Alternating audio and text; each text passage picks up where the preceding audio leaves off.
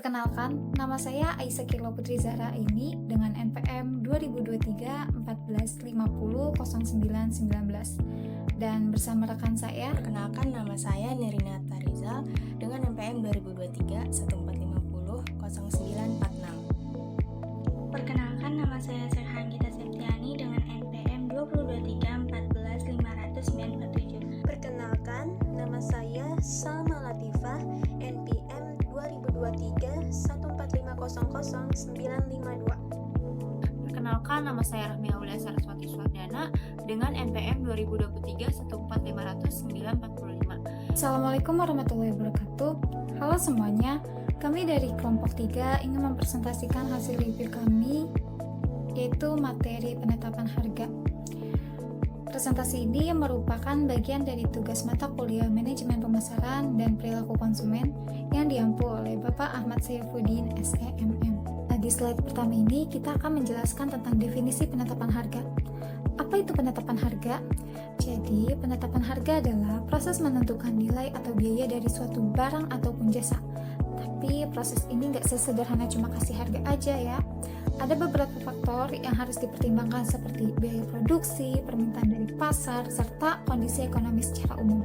Misalnya nih, kalau biaya produksi naik karena bahan baku mahal, otomatis harga barang juga bisa ikut naik. Atau kalau permintaan pasar tinggi, harga bisa disesuaikan agar tetap kompetitif. Intinya, penetapan harga ini harus seimbang antara keuntungan perusahaan dan daya beli konsumen. Lalu selanjutnya ada metode penetapan harga. Ada beberapa metode penetapan harga yang sering digunakan. Yang pertama itu ada cost plus pricing. Metode ini menetapkan harga dengan cara menambahkan biaya produksi dan biaya operasional, lalu ditambahkan margin keuntungan. Biasanya pendekatan ini digunakan oleh perusahaan baru karena sederhana dan mudah diterapkan. Yang kedua ada value based pricing. Kalau yang ini penetapan harganya berdasarkan pada nilai yang dirasakan konsumen. Jadi perusahaan fokus pada seberapa besar manfaat atau nilai tambah yang diterima konsumen dari produk atau jasa yang ditawarkan. Nah, lalu yang ketiga itu ada competitive pricing atau penetapan harga kompetitif. Nah, metode ini tuh dipakai ketika perusahaan nyesuaiin harga produknya sama harga dari pesaing.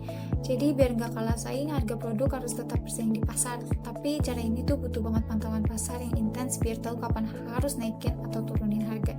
Yang keempat ada penelitian pasar. Nah, di metode ini perusahaan harus ngelakuin riset pasar terlebih dahulu buat tahu apa aja kebutuhan dan keinginan konsumen.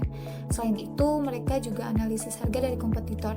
Dengan data itu, perusahaan bisa nentuin harga yang paling pas dan sesuai sama kondisi pasar dan target konsumennya. Yang kelima itu ada break even point atau BEP. Nah, BEP itu metode buat nentuin harga jual yang bisa nutupin semua biaya produksi tanpa rugi. Jadi, walaupun nggak langsung untung, setidaknya perusahaan bisa ada di titik yang pas dulu. Strategi ini penting banget, terutama buat bisnis yang baru mulai atau lagi ngembangin produk baru. Yang terakhir itu yang keenam ada teori harga. Metode ini ngandelin teori-teori ekonomi dan psikolog konsumen dalam nentuin harga. Misalnya ada teori harga keinginan, teori harga relatif, sama teori harga pasar. Intinya, perusahaan coba nyesuaiin harga berdasarkan persepsi dan kebutuhan konsumen. Selanjutnya, tujuan penetapan harga. Tujuan penetapan harga dalam pemasaran mencakup beberapa aspek penting yang bertujuan untuk memaksimalkan keuntungan dan pertumbuhan bisnis, serta mempertahankan dan meningkatkan citra brand. Nah, tujuan utama penetapan harga itu ada 3. Yang pertama, menghindari perang harga. Jadi, jika harganya stabil, penurunan harga akan terminimalisir ketika permintaan produk sedang menurun. Yang kedua, memaksimalkan keuntungan bisnis. Dengan laba usaha yang besar, bisnis dapat meningkatkan produksi barang, merancang strategi pemasaran, serta mengembangkan usahanya. Dan yang ketiga atau yang terakhir itu, meningkatkan citra brand.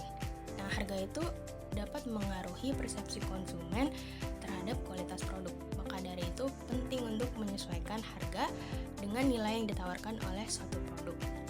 Lalu ada faktor penetapan harga. Beberapa faktor yang memengaruhi penetapan harga yaitu yang pertama tujuan penetapan harga. Harga ditentukan supaya bisa dapat pendapatan dan keuntungan yang maksimal. Harga itu juga fleksibel, artinya bisa gampang diubah sesuai dengan kondisi pasar. Yang kedua, menentukan permintaan.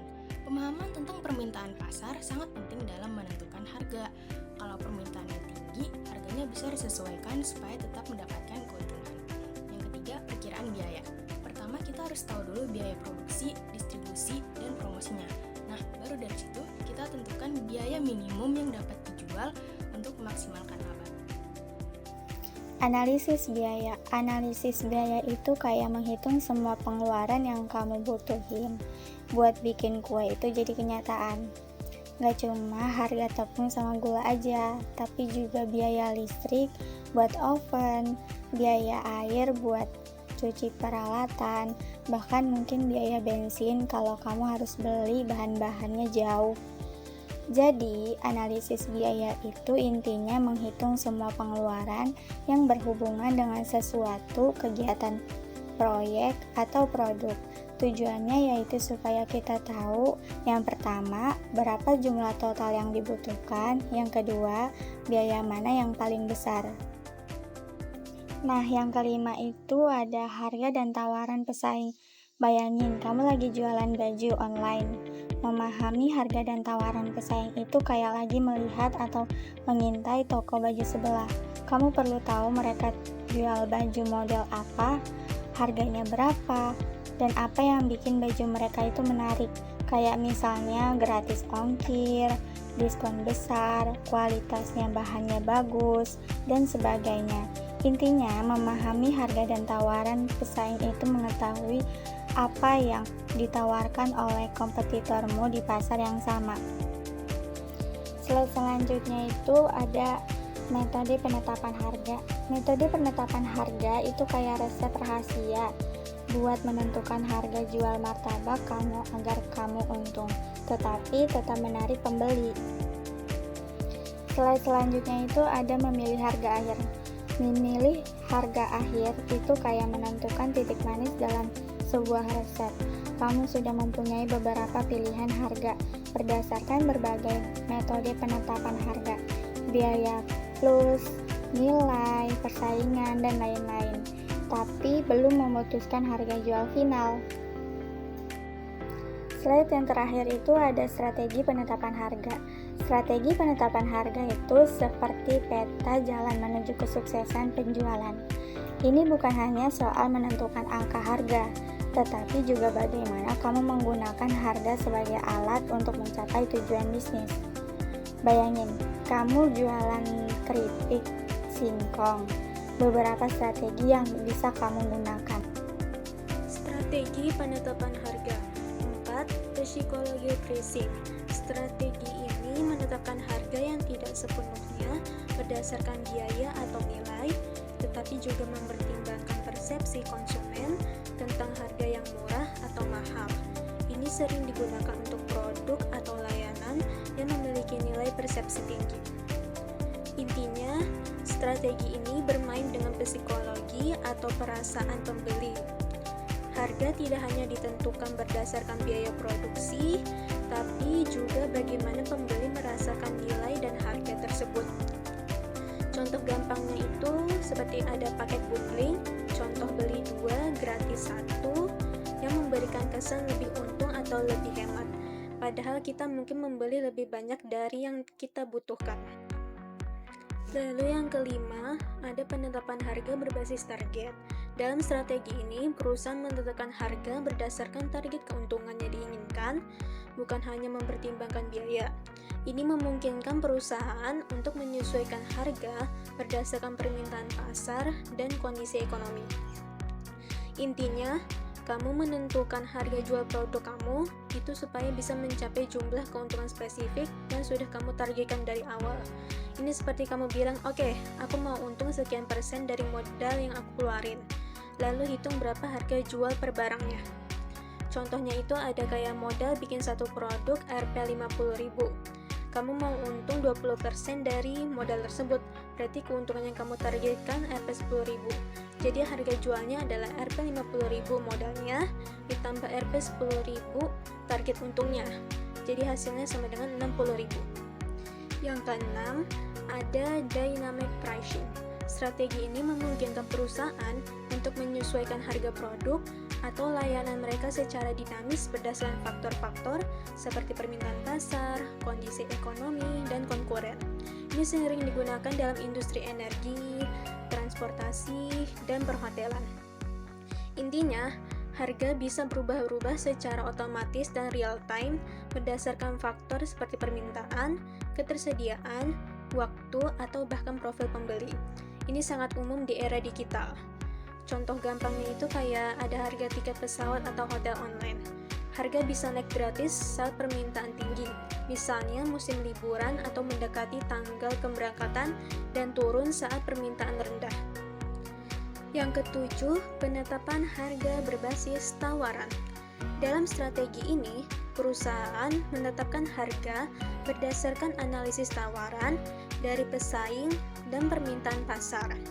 Tujuannya adalah untuk memaksimalkan keuntungan dengan menentukan harga yang menarik bagi konsumen dan mempertahankan posisi kompetitif. Nah, jadi intinya strategi ini dipakai terutama saat kamu baru masuk ke pasar atau ingin segera mengambil banyak pelanggan dari kompetitor. Caranya, kamu pasang harga yang sengaja dibuat lebih rendah dengan melakukan penawaran yang menarik dari pesaing atau harga standar di pasar, biar banyak orang tertarik dan coba produk kamu. Contohnya, ada produk baru, deterjen A yang baru masuk ke pasar. Harga deterjen di pasaran rata-rata Rp 15.000. Deterjen A ini langsung dijual Rp 10.000 di awal, dengan tujuan biar banyak pembeli tertarik mencoba dan beralih. Oke, di slide selanjutnya ada penetapan harga dalam persaingan. Penetapan harga dalam persaingan adalah suatu aspek penting dalam strategi pemasaran, di mana perusahaan harus mempertimbangkan berbagai faktor untuk menentukan harga produk atau layanan mereka yang kompetitif dan menarik bagi konsumen, sambil memaksimalkan keuntungan dan mempertahankan posisi pasar. Nah, jadi ini maksudnya, bayangkan ini seperti kamu mau jualan sesuatu di pasar yang ramai. Harga yang kamu tawarkan harus bisa bikin orang tertarik, tapi juga harus bisa nutupin biaya produksi dan kasih kamu untung. Artinya, saat menentukan harga, kita harus lihat banyak faktor, seperti biaya produksi, harga kompetitor, permintaan pasar, seperti seberapa banyak orang mau beli, dan bahkan nilai yang dirasakan konsumen seperti seberapa berharga produk kita di mata mereka. Tujuannya jelas, biar produk kita laku, bisa bersaing, dapat untung maksimal, dan posisi kita di pasar jadi kuat. Oke, selanjutnya penetapan harga dalam pemasaran digital. Penetapan harga dalam pemasaran digital memerlukan pendekatan yang berbeda dari pemasaran tradisional, karena faktor-faktor seperti dinamika pasar yang cepat berubah, perkembangan teknologi, dan kebiasaan konsumen yang selalu berubah. Nah, kalau di dunia online, penetapan harga ini jadi lebih dinamis dan fleksibel. Kenapa? Karena di digital, pasar itu cepat banget berubah. Ada teknologi baru, data yang melimpah, dan selera konsumen yang gampang bergeser. Jadi, strategi penetapan harga di pemasaran digital harus bisa menyesuaikan diri dengan cepat. Mungkin bisa sering ganti harga, bikin diskon dadakan, atau menawarkan harga personal ke pelanggan tertentu. Singkatnya, penetapan harga itu adalah seni dan ilmu. Kita harus pintar-pintar menyimbangkan antara biaya, keuntungan, keinginan konsumen, dan kondisi pasar yang selalu berubah, apalagi di era digital sekarang. Tujuannya satu, biar bisnis kita jalan terus dan makin untung. Tantangan dalam penetapan harga. Jadi, tantangan dalam penetapan harga itu mencakup berbagai aspek yang dapat mempengaruhi kinerja bisnis, baik dalam konteks pemasaran tradisional maupun digital. Yang pertama itu ada dinamika pasar yang cepat berubah. Jadi dalam pemasaran digital itu perusahaan harus mampu menyesuaikan harga secara dinamis. Jadi maksud dari secara dinamis itu yaitu strategi di mana harga produk atau layanan diubah secara fleksibel dan real time berdasarkan berbagai faktor seperti permintaan pasar, ketersediaan stok, waktu, perilaku konsumen, dan kondisi persaingan harga. Yang kedua, kompetisi yang ketat. Jadi, perusahaan harus mempertimbangkan harga yang ditetapkan oleh pesaing. Artinya itu terus berinovasi untuk mempertahankan atau meningkatkan pangsa pasar.